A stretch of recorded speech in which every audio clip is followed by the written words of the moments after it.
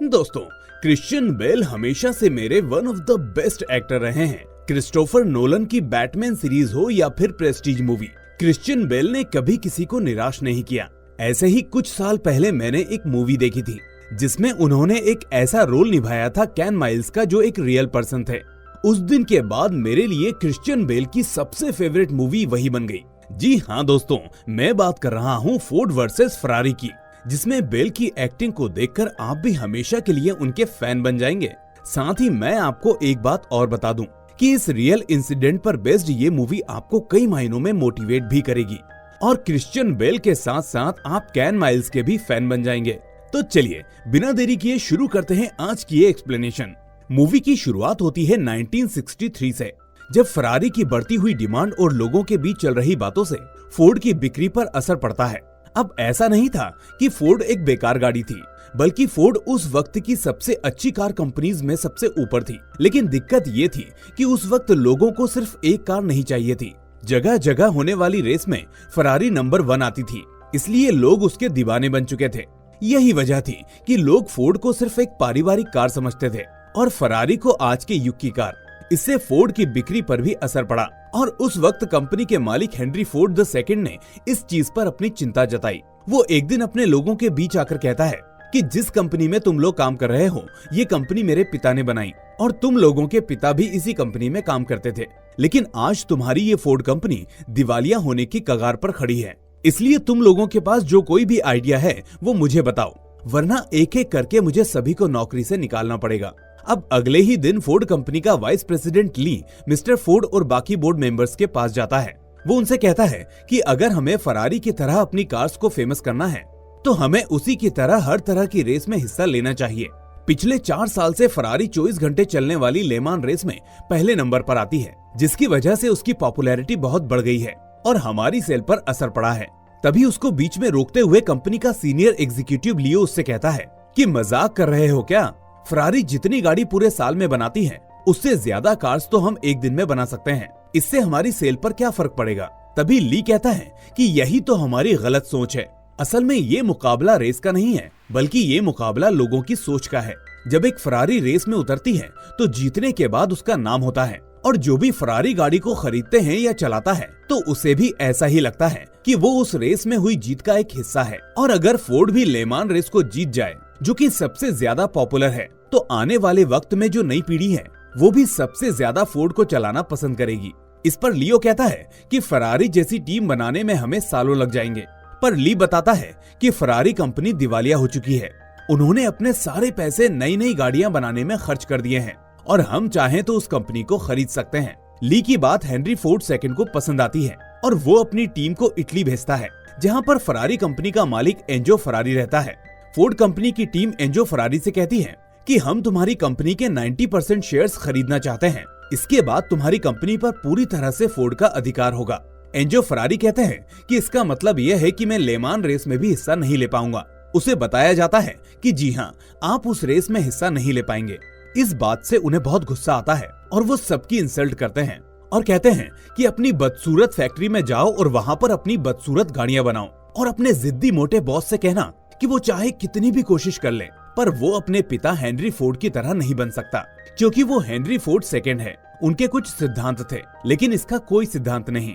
Team वापस आकर ये सारी बातें मिस्टर फोर्ड को बताती है, जिससे उसे बहुत गुस्सा आता है। वो अपनी टीम से कहता है कि मुझे सबसे बेहतरीन कार इंजीनियर्स चाहिए, मुझे सबसे बेहतरीन पायलट चाहिए, चाहे इसमें कितने ही पैसे क्यों ना लग जाएं। अब हम भी रेस कार बनाएंगे, लेमान कंपटीशन में हिस्सा लेंगे और फरारी को उसकी औकात दिखाएंगे, और इस कंपटीशन को मैं खुद वहां जाकर देखूंगा। इसके बाद फोर्ड कंपनी का वाइस प्रेसिडेंट ली कैरोल शेल्बी के पास जाता है, जो नई नई गाड़ियां डिजाइन करता है। किसी वक्त में शेल्बी रेसिंग पायलट भी हुआ करता था। 1959 में उसने लेमान कंपटीशन में हिस्सा लिया था। उसी वक्त उसकी गाड़ी में आग भी लग गई थी, पर फिर भी उसने वो कंपटीशन जीता था। हालांकि इसके बाद भी वो रेसिंग कंपटीशन का हिस्सा बनना चाहता था, लेकिन उसे हार्ट की प्रॉब्लम थी, इसलिए डॉक्टर ने उसे रेस में हिस्सा लेने से साफ साफ मना कर दिया था। अब फोर्ड कंपनी चाहती है कि वो उसके लिए काम करे। खैर, अब ली शेल्बी को बताता है कि हमारे पास लेमान कंपटीशन में हिस्सा लेने के लिए मात्र 9 महीने बचे हैं। शेल्बी कहता है कि 9 महीने में ये काम करना लगभग पूरी तरह से नामुमकिन है, लेकिन मैं एक ड्राइवर को जानता हूँ जो कि बहुत ही टैलेंटेड है और उसका नाम है कैन माइल्स। कैन माइल्स असल में शेल्बी का दोस्त है। वो एक मैकेनिकल इंजीनियर होने के साथ साथ एक कार रेसिंग ड्राइवर भी है। अब शेल्बी उसके पास जाता है और उससे कहता है कि तुम फोर्ड के नए ड्राइवर बनोगे। हालांकि कैन फोर्ड के साथ काम नहीं करना चाहता था क्योंकि वो जानता था कि फोर्ड का पूरा स्टाफ पूरी तरह से सेल्फिश है, पर शेल्बी कैसे भी करके उसे मना लेता है। और अब ये दोनों के दोनों लॉस एंजल्स के इंटरनेशनल एयरपोर्ट पर फोर्ड की कार GT40 MK को टेस्ट करते हैं, जिसे चलाने के बाद माइल्स शेल्बी को उस गाड़ी की बहुत सारी खामियां बताता है। अगले दिन दिखाया जाता है कि माइल्स की पत्नी इस बात से बहुत नाराज है कि वो एक बार फिर से रेसिंग कार चलाएगा क्योंकि वो अपने पति को नहीं खोना चाहती। लेकिन जब वो बताता है कि उसे फोर्ड इस काम के हर रोज के $200 देगी और खर्चा अलग से, तो उसकी पत्नी शांत हो जाती है क्योंकि माइल्स का गैराज पहले ही बिक चुका था और अब उसका घर भी दांव पर होता है। वहीं माइल्स और शेल्बी जब कार की टेस्टिंग कर रहे होते हैं तो फोर्ड कंपनी का सीनियर वाइस प्रेसिडेंट ली शेल्बी के पास आता है। वो उसे बताता है कि लेमान कंपटीशन बहुत ही जल्दी शुरू होने वाला है, पर फोर्ड अपने ड्राइवर के रूप में कैन माइल्स को नहीं उतारेगी क्योंकि फोर्ड बहुत बड़ा ब्रांड है और वो एक भरोसे का नाम है, जबकि कैन माइल्स बहुत ही गुस्सैल किस्म का है, इसलिए वो एक पब्लिक हीरो कभी नहीं बन पाएगा। उसकी इमेज पब्लिक में बहुत अच्छी नहीं है। हालांकि शेल्बी उनकी बातों को एग्री नहीं करता। वो लियो से कहता है कि कैन माइल्स बहुत ही टैलेंटेड है, वो सबसे बेहतरीन ड्राइवर है और उसने GK40 MK गाड़ी को बहुत ही अच्छी तरह से इम्प्रूव किया है। लेकिन लियो को इस बात की कोई भी परवाह नहीं होती कि हमारे लिए गाड़ी को बेहतर बनाना जरूरी है, चलाने के लिए तो कई ड्राइवर्स मिल जाएंगे। शेल्बी जब ये बात माइल्स को बताता है तो उसे बहुत दुख होता है क्योंकि वो इस रेस के लिए उस गाड़ी को दिन रात एक करके तैयार कर रहा था। वो गुस्सा तो होता है लेकिन उसे पता है कि शेल्बी कंपनी के फैसले के आगे कुछ नहीं कर सकता, इसलिए वो जाते जाते शेल्बी से कहता है कि कोई बात नहीं, अगर मैं ड्राइवर नहीं बन सकता, लेकिन जो भी ड्राइवर हो उससे कहना कि वो गियर बॉक्स का ध्यान रखे क्योंकि हो सकता है कि वो ओवरहीट हो जाए। और हम देखते हैं कि रेस में ठीक ऐसा ही होता है और फोर्ड कंपनी की सभी गाड़ियां हार जाती हैं, जिससे मिस्टर फोर्ड को बहुत दुख होता है। वो शेल्बी को अपने पास बुलाता है और उसका जवाब मांगता है। शेल्बी उससे कहता है कि सर, भले ही हम रेस हार गए, पर रेस के दौरान हमारी गाड़ी 218 मील प्रति घंटा की रफ्तार को टच कर पाई, जो कि अपने आप में एक इतिहास है। उधर एंजो फरारी को भी समझ में आ चुका है कि फोर्ड भी अगले कंपटीशन के लिए पूरी तरह से तैयार है और वो फरारी को कड़ी चुनौती देगी। इसके बाद शेल्बी कैन माइल्स के पास जाता है और उससे कहता है कि मुझे गाड़ी को बेहतर बनाने के लिए तुम्हारी मदद की जरूरत है, लेकिन कैन माइल्स उसकी मदद नहीं करना चाहता। पर शेल्बी जब उससे माफी मांगता है तो कैन माइल्स उसको पंच मारता है क्योंकि ये दोनों बहुत पुराने दोस्त हैं। खैर, अब माइल्स एक बार फिर से शेल्बी का साथ देने के लिए तैयार हो जाता है। ये दोनों मिलकर गाड़ी को पहले से भी बेहतर बना देते हैं। कैन माइल्स जब गाड़ी की टेस्ट ड्राइव ले रहा होता है तो उसकी ब्रेक फेल हो जाती है और उसकी गाड़ी एक बैरियर से टकरा जाती है और इसके बाद गाड़ी में एक विस्फोट होता है। माइल्स की किस्मत बहुत अच्छी होती है कि उसकी जान बच जाती है। अब साल आता है 1966 और फोर्ड कंपनी के वाइस प्रेसिडेंट लियो को उस रेस डिवीजन का हेड बना दिया जाता है।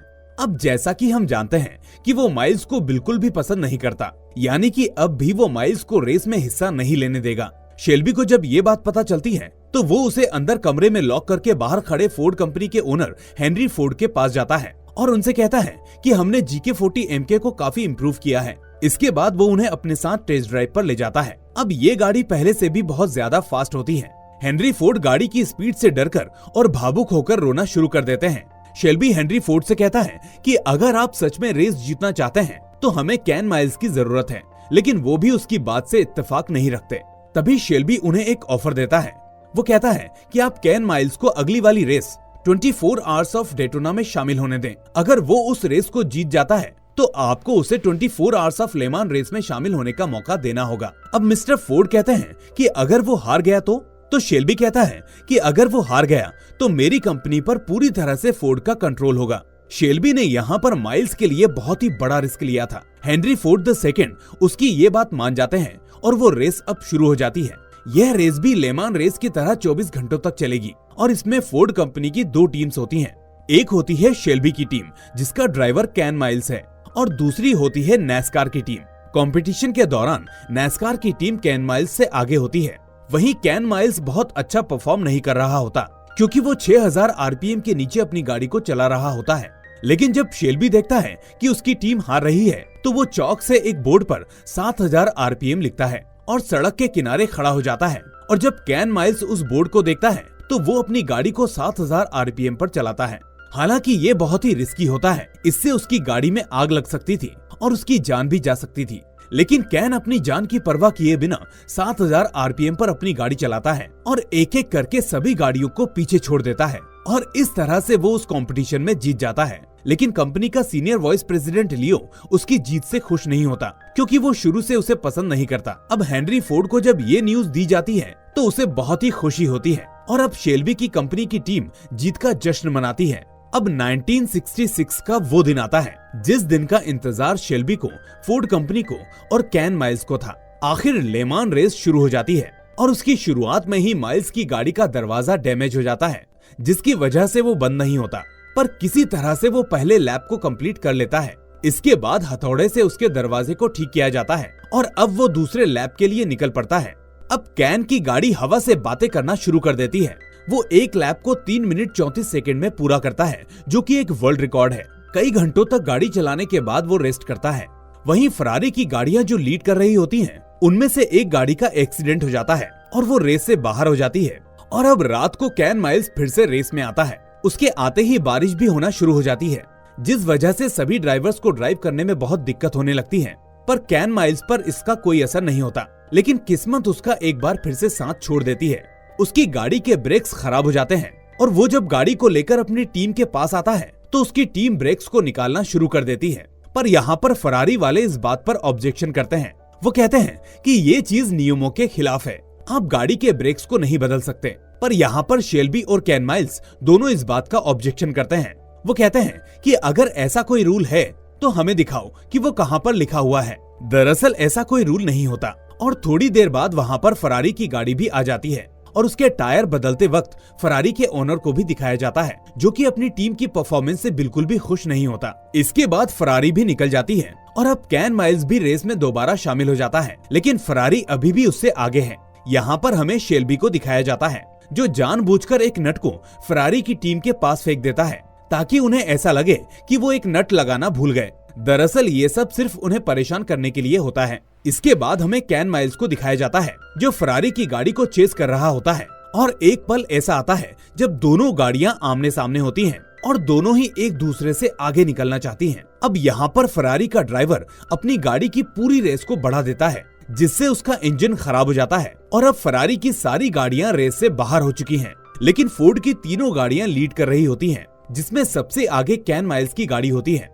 यानी अब फोर्ड कंपनी की जीत निश्चित है, जिससे हेनरी फोर्ड सेकंड बहुत ज्यादा खुश होते हैं। लेकिन तभी उनके पास लियो आता है और वो हेनरी फोर्ड द सेकंड से कहता है कि सर, क्यों ना हम फोर्ड कंपनी की तीनों गाड़ियों को एक साथ फिनिशिंग लाइन पर लेकर आएं। पर इसके लिए माइल्स को अपनी गाड़ी को स्लो करना होगा, क्योंकि वो फोर्ड के दोनों ड्राइवर से बहुत ज्यादा आगे होता है। इसके बाद लियो शेल्बी के पास जाता है और उसे कहता है कि कंपनी चाहती है कि माइल्स अगले लैप में गाड़ी स्लो चलाए, ताकि बाकी दोनों ड्राइवर्स उसे चेज कर सकें।